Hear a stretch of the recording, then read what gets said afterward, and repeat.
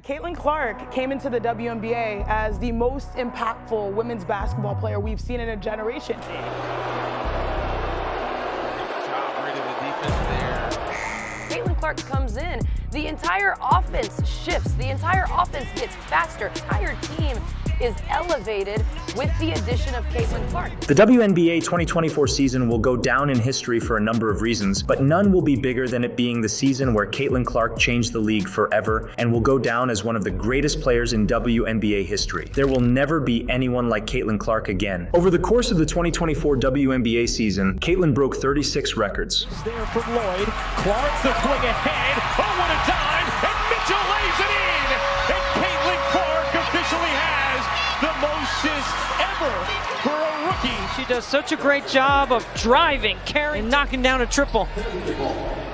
At her 86th three-pointer of the year, and that is the way, and the first triple-double for a rookie. Caitlyn Clark has it.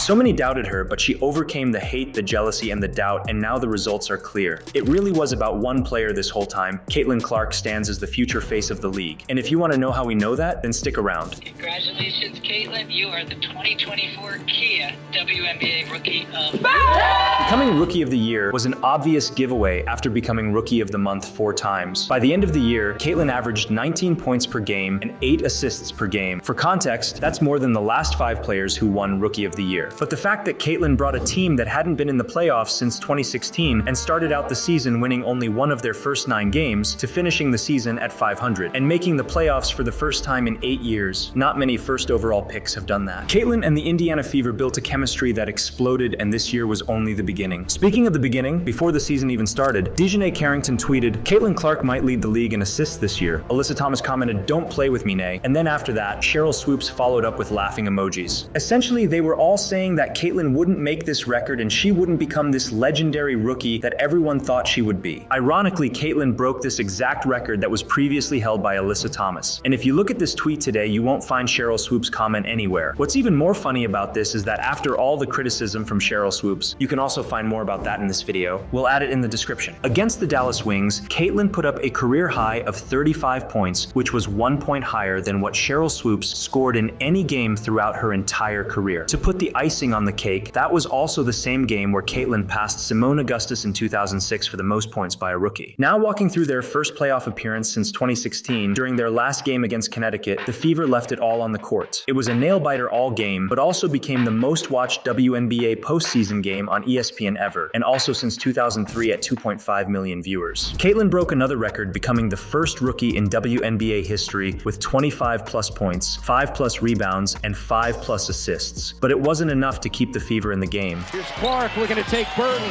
Clark inside, banks it home. Gets that one. Here's Clark through the lane. Clark able to serve it in. 10 points. Clark lobbing it beautifully to Boston. Despite the Fever falling short, this game was a roller coaster. That said, the fact that the Fever made the playoffs this year was still a massive statement alone. But let's be real, this entire season was a statement for the Fever. Their total home attendance broke a 23-year record with 340,715 fans this year, passing New York at 250,565 fans in 2001. All 3 single-game attendance records involved Indiana. Overall, they led the league in attendance for the first time in WNBA history. Halfway through the season, jersey sales were up 1,193%, tickets 264.6%, and the top WNBA team in both home and away game attendance. When I think about Caitlyn Clark, the operative word that comes to my mind is gratitude.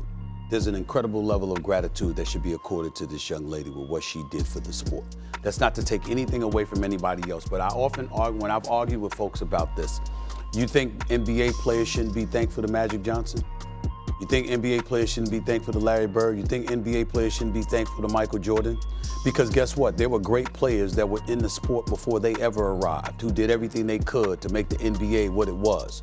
But it was when those brothers arrived that it took on an extra dimension and elevated to another level. At this point, it's safe to say that the Caitlyn Clark effect elevated the WNBA to another level and was similar to Michael Jordan's effect in the NBA. They both had their own shoe line through Nike before their first official game, and the same skepticism took place. How could they have their own shoe line prior to proving their worth at a professional level? On top of that, Caitlyn has been compared to other greats in basketball already. Some have mentioned her shooting similar to Steph Curry and Sabrina Ionescu, her court vision like Nikola Jokic, and execution like Luka Doncic. On top of that, that, the drama narrative and the impact between Caitlyn and Angel Reese was compared to Magic Johnson and Larry Bird, whose college and professional careers against each other helped bridge the two levels and also boosted the NBA in the 1980s. Now, obviously, Caitlyn has a long way to go when it comes to really matching Michael Jordan's accomplishments with 6 NBA championships, 6 finals MVPs, 5 NBA MVP awards, and 10 scoring titles. But the main point here is that the trajectory of her impact is looking a lot like Michael's in the NBA. Caitlyn has had a ton of commercial exposure, reached celebrity status, and brought the WNBA to new heights this year. Let's bring some further context to this. Both Caitlyn and Mike became stars in college. Mike had over 17 million viewers for the 1982 national championship, and Caitlyn had 18.9 million viewers for the 2024 national championship. During the early 80s, prior to Michael, NBA viewership was essentially at an all-time low. Games were often tape delayed, meaning they weren't shown live on TV and would eventually be shown after the late night news. But then when Michael came through, everything changed. By the end of the 80s, the NBA became a global brand. On Bleacher Report, Craig Alo, who was a 14-year vet in the league, mentioned, "Because of Michael being in the league, we went from 1 or 2 games a week on TV in the 80s to almost every night there was a game on. Further, I think the NBA marketing ability for the rest of the teams was beneficial with Michael being in the league. If he never plays, I don't think they have that power to get the TV deals that they got." Now let's talk money. The salary cap in Jordan's rookie year was set at just $3.6 million.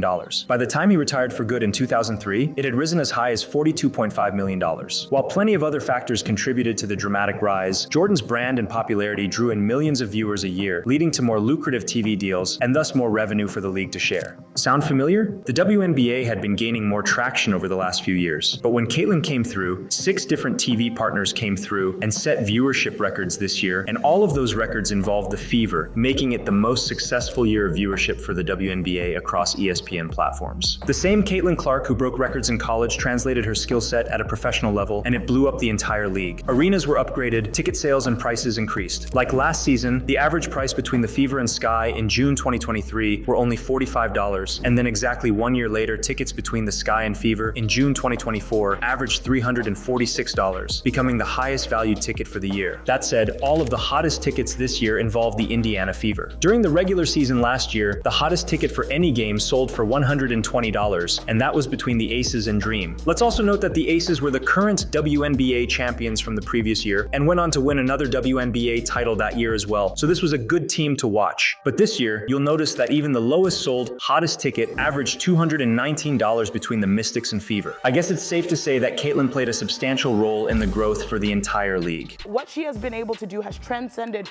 not just women's basketball, but it's women's sports in this moment. As we mentioned earlier, Caitlyn brought the Fever to the playoffs for the first time in 8 years. But Mike faced the same obstacle when he came to the league as well. The Bulls made the playoffs twice in 9 years prior to Mike, and were also in the bottom half of the NBA in total attendance before he showed up. What Caitlyn Clark has done for the game is generational, and I just, as a baller to a baller, I just want to say thank you to you, Caitlyn Clark. Absolutely. For just lifting our game up, you and so many great players. But what you're doing, you're going to make all these women multimillionaires one day, like Tiger did, like Michael Jordan did. And we shouldn't hate on her. We should celebrate her, not tolerate her. Clark on the drive, gets to the rim and the finish. Game so far from Caitlyn Clark today, 13 assists and cooked up a triple-double here today, and gets the end one.